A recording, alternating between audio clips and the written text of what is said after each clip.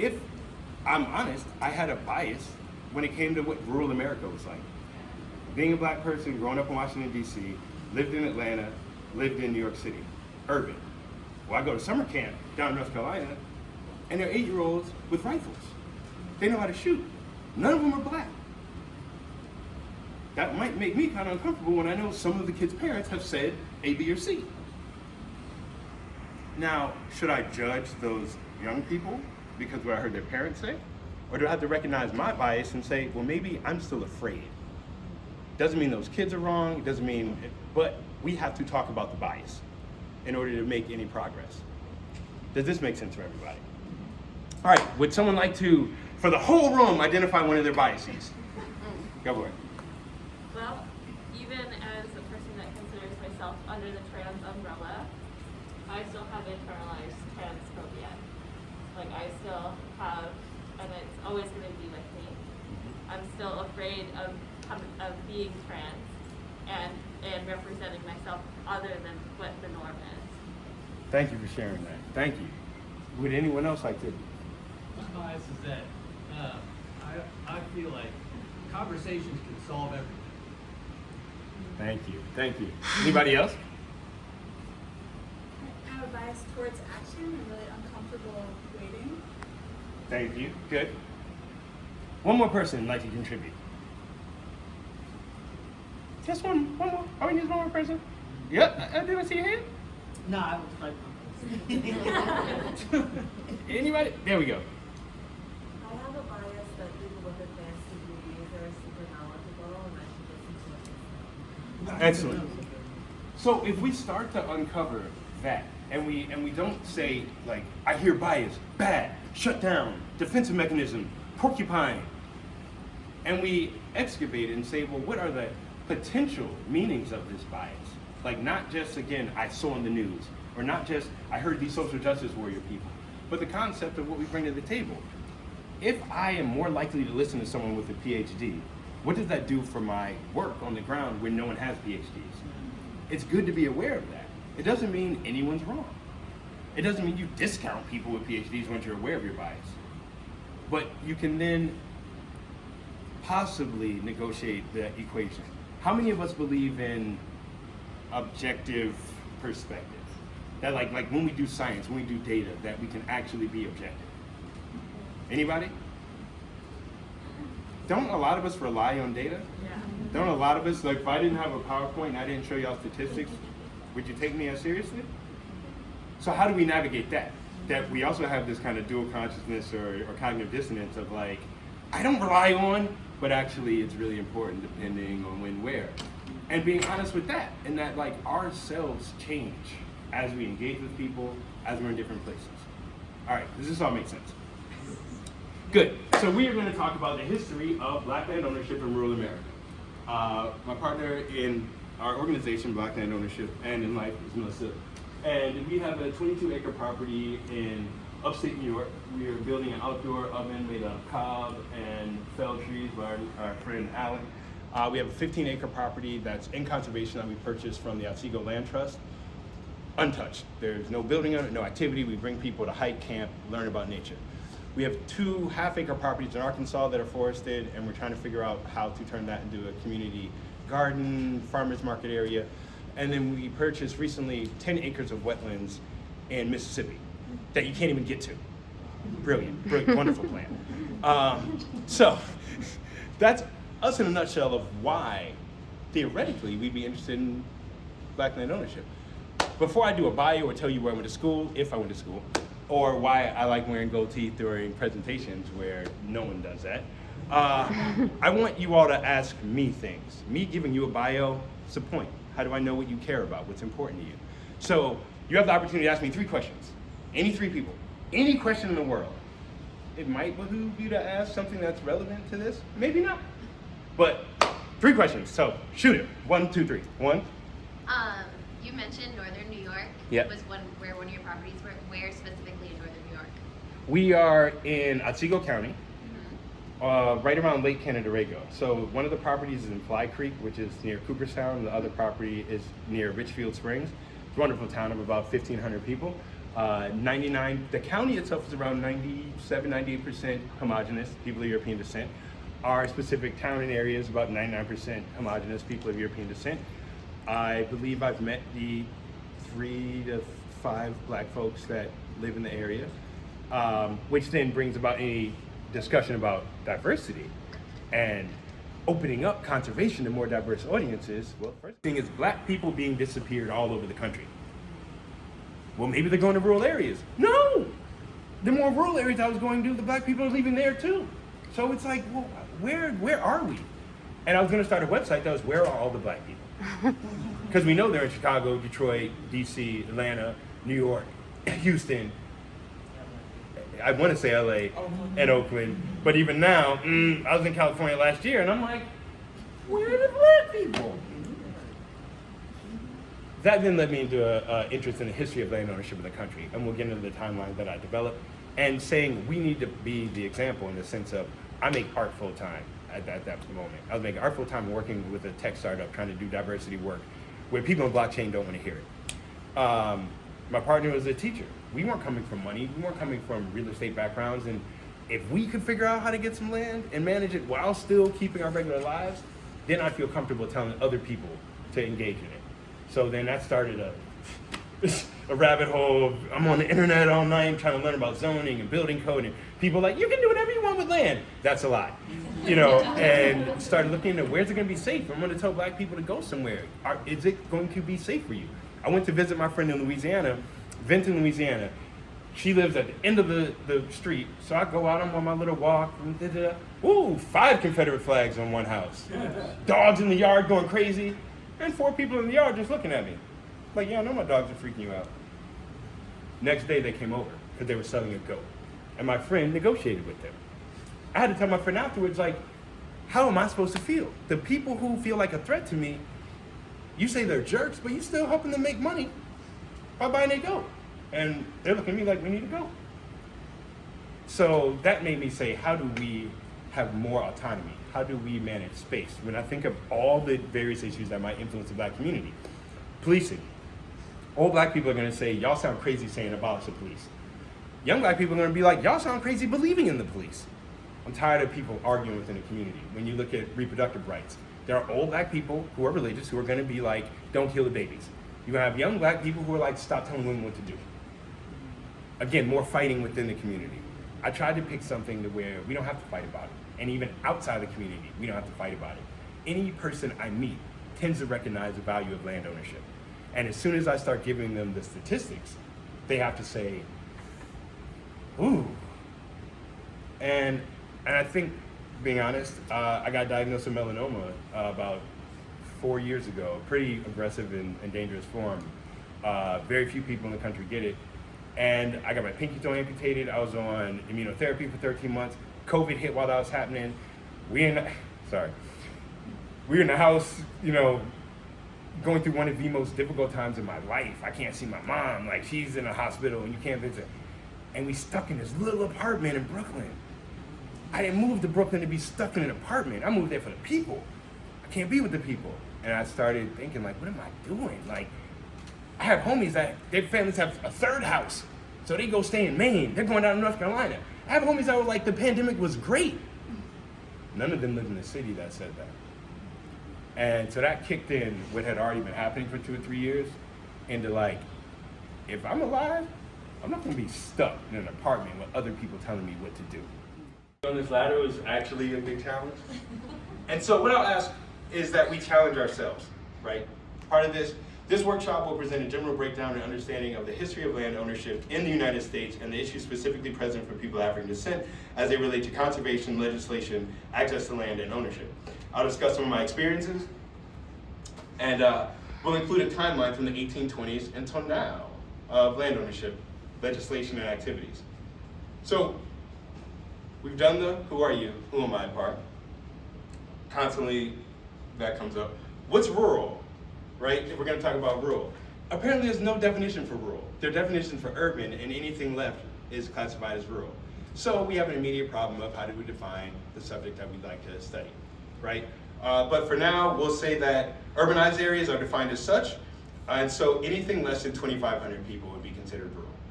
But clearly some communities are in rural areas, but the actual town itself would be a cluster, if that makes sense. Any questions about that? All right, types of rural land use.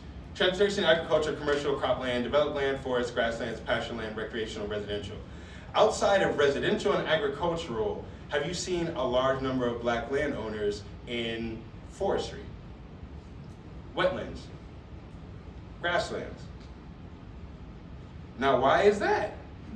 98% of agricultural land is owned by one group. So when people say, why do you have to call it black land ownership? Sounds like if you don't say it, it means, well, it's already white land ownership, so we don't have to add the adjective, right? How do you end up with this imbalance? Someone take a guess. Racist policies. Slavery. Violence. Terrorism. Okay, all of those accurate, right? But could you give me something a bit more specific? There's some people out there, if they hear that, they'll be like, oh, there's your answer, as opposed to the next level. Can you give me an example of racist policy or an example of terrorism that could lead to this type of imbalance? Redlining. Redlining, good. Everyone know what that is? We're gonna get to that, perfect. And I ask y'all, now there are some black people in here, but at this conference, why aren't there more black people? Because Listen. conservation needs a readjustment. Yes. Conservation is racist too. Again, because now we have to get into what's racist and institutional racism and power and hegemony. Is there, what could, marketing and outreach, did we contact any black-owned publications?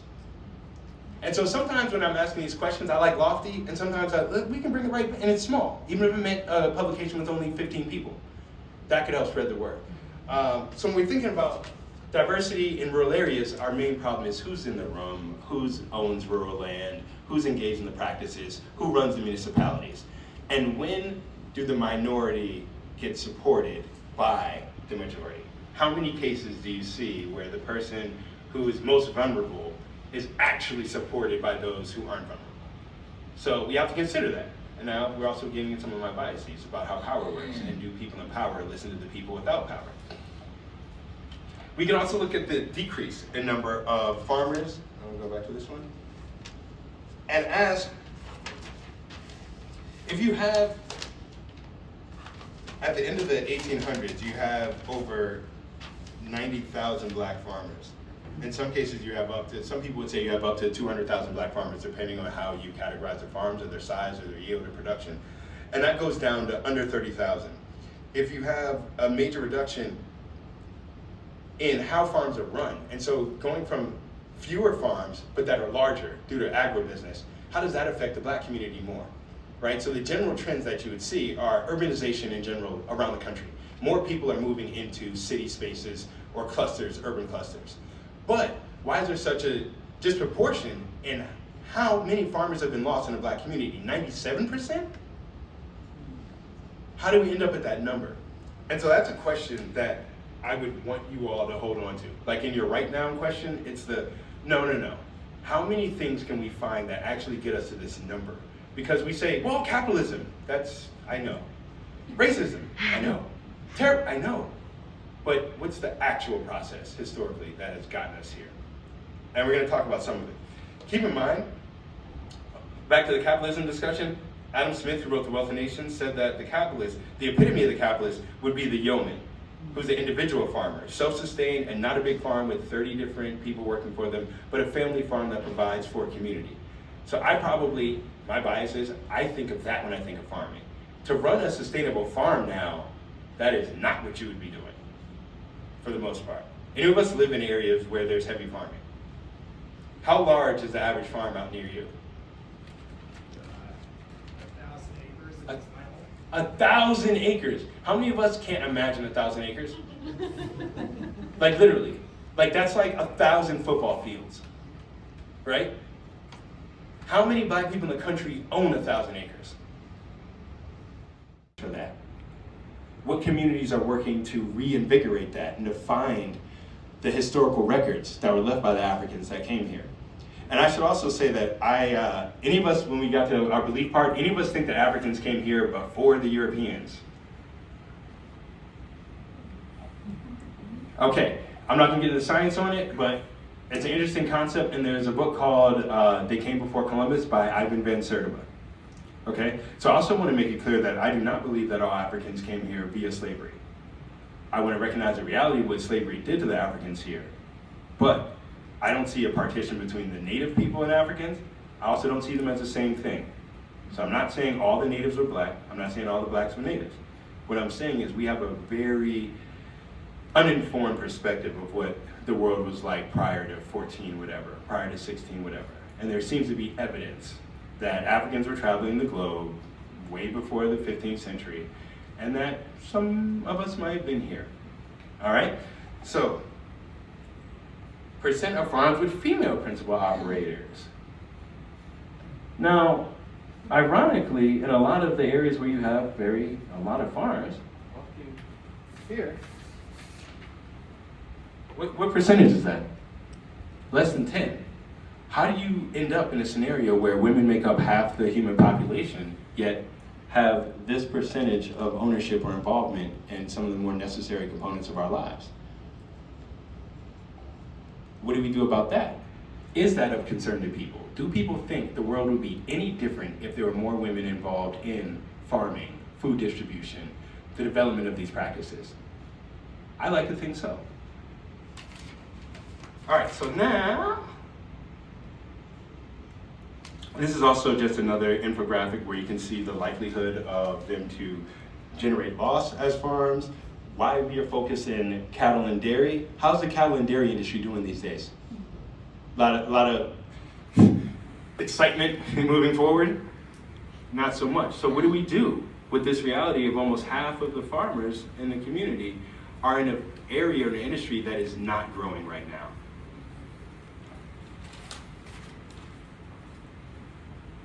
And here's a nice little breakdown of, on average, net income, black-led farms, $3,500. All farms, $160,000. When we look at the government payments, when you look at the expenses, when you look at the acres per farm, some things align in that, well, you have less space, you have less funding, then you probably can't produce as much. But that doesn't equate to such a disparity in your net income. And you have to ask yourselves, are people as willing to buy from black folks? Are people as willing to sell with the same rates on supply? Does it make sense? And is there any question we have from that up to now?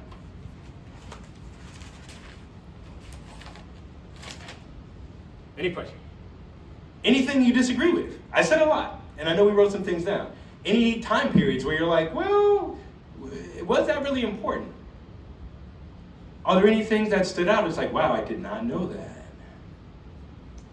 Yeah. It just kind of leads me to a larger question of if black people for over a century after the ending of slavery have been excluded from the land at large, well, how do we look at people like the BIPOC community today and ask people to be interested in land? What does that look like? If, people have their own choice of what their livelihood should look like, and we know we should repair this relationship, but there has to be that drive. So what does the drive look like? What's the movement look like to reconnect? Well, good. Movement to reconnect. I need all y'all to put your hands up. You got just about everybody. Give me a little wave, a little shake it out. Because you've been sitting here for about an hour. Activity. I think proximity is one of our major issues in this country. We don't know what's available to us. We don't know how much we would enjoy being in natural spaces. We don't know how nice the people are in those areas. We don't have the time to fail and try again and to say, well, maybe I don't want to do this, I want to do that. I have a bunch of friends who will not come to our property. It's like, yo, we're 4 hours out in New York, we'll make sure you get a ride. You're like, I'm not going up there. Crazy white people. They usually start with bears, and I'm like, the bears ran away. And they're like, all right, I was lying. I'm scared of crazy white people. And I have to be like, yo, humanity is humanity. Everywhere I've been, I have met amazing people. Whether it's Arizona, open carry state, Confederate flag up. I'm looking at it like, this is crazy, there's a gun on the table and Confederate flags. But the guy sitting there talking to me, oh, what's a sweatshirt, man? Blah, blah, blah, blah. I love that idea. Texas, Florida, Nevada, Maine, Pennsylvania, Confederate flags everywhere I've been. Also amazing people. And so I can't tell other people go deal with Confederate flags. I can't tell people go deal with folks who say wildly ignorant things to you in your face. But if you have the personality for it, I can tell people, go stand on the top of this peak or hillside after walking for 3 hours, you will have an awe-inspiring moment. You can have a life-changing experience in the woods in literally a half a day. My life has irrevocably been changed by spending time being able to swim, get in the lake, meet people I would have never met, learn how to use my hands, be imaginative in ways that cannot exist inside of an office, and maybe let go of the TV, let go of the phone, let go of the projections of what the world is, and to experience it. And so I would tell Black folks, the mistreatment by others has never been the limiting factor for us, and that we shouldn't self-isolate. But if people choose to say I'm not interested, I have to respect it. But I think there's an inherent pull. Like back to your earlier question, like we are connected to the earth, we are connected to the water, we are connected to the plankton and the flagella cilia, the little paramecium. I think it calls to us. I think if given it's safe, there'll be something excited so that you will want to do something. Because some people, what am I doing in the woods? Who cares? But once you get out there, just standing and looking at it and being like, oh my God, it's amazing. It's something to do. And watching people's personalities come out on our property, I have some folks that in New York City, you would think they are very shrill and meek and quiet and they seem always uncomfortable. And some other people that they walk in the room, yo, I run everything. Blah, blah, blah, blah, blah. Get them out in the woods. That same person's like, oh my God, I don't know, there's woods. They might get me. That same loud person, that same person that was shrill is out there like, get out of the way, I'm gonna show you how to do this. Move this, pick this up, go grab that. And you see folks emerge. You see like, when given a different circumstance, we present ourselves in different ways. And for some people, the city is where they should be, I suppose, or they enjoy it. But a lot of folks are not managing city life very well. A lot of folks are dealing with so much stress and pressure and tension. We were just listening to Simone de Beauvoir, was that what you saying? Yeah. Oh, the tension, this existential, what's the thing called? Existential ambiguity. Well, ambiguity, The question of ambiguity. And being in cities, we know this doesn't match. Like there's this constant feeling of like, why, this is it. And so I think it's very important for us to at least explore the other possibilities of how we can live. Yes, let me ask one of the persons you know. Yeah. I was just gonna add one thing. Yeah. Thank you so much for walking through this. Molecules and particles that are from the sun, moon, stars, and the dust. So maybe my body one day helps make up the earth's crust. So I help fertilize the next seeds grown. See, that's a karmic cycle. That's a wheel of life. Energy in a closed system is not gained or lost. It gathers, accrues, and it changes. So maybe I'm just seeing different energy of all of God's faces when I look at y'all. Now the question of mineral rights sounds like a criminal fight. How can you own what isn't yours to have? So are we stewards? Are we observers? Are we participants? Well, it looks like when we focus on this, we end up with litigants, which means there have to be lawyers, judges, courts, and a violent body to enforce it. So at the end of the day, does every argument lead to violence? Or will we have a better understanding of inclusion if we sit still, meditate, and enjoy the silence? Or do we look at the environment we're in and say, yo, we gotta fight the Leviathan, lose, try again? It's like the sun, goes down and then it rises again. Now, I could be rapping in an emerald tutu, or I could be saying we need our land back like Desmond Tutu. Or I could be telling y'all that media is why the Tutsis and the Hutu were fighting. So we need to go old school like Shaka Zulu.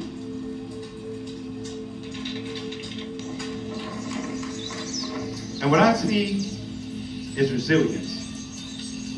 And that's what we can learn. It's not just prosperity, not just posterity, but it's about human security. Food, clothing, shelter. A land of abundance, not scarcity.